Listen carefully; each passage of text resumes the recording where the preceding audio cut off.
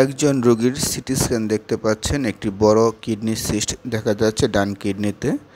আমি ল্যাপারোস্কোপিক অপারেশনের সিদ্ধান্ত নেই। ল্যাপারোস্কোপিক্যালি কিডনি সিস্ট অপারেশন করছি।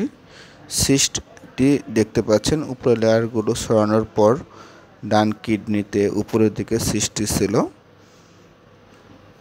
সিস্টটি দেখতে পাচ্ছেন। সিস্ট আসলে একটি পানির থলি যার ভিতরে পানি জমা হয়। সিস্ট বিভিন্ন জায়গায় হতে পারে। কিডনিতে সিস্ট হলে আমরা বলি একে কিডনি সিস্ট। কিডনি সিস্ট বিভিন্ন আকারের হতে পারে।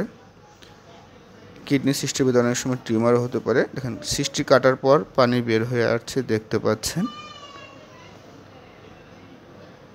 অনেক সময় সিস্টের ভিতরে টিউমার জীবাণু থাকতে পারে, এজন্য আমরা অপারেশনের পর এই সিস্ট ওয়ালটি হিস্টোপ্যাথোলজিতে পাঠাই।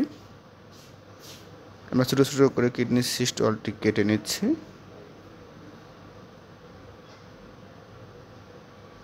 সিজারের মাধ্যমে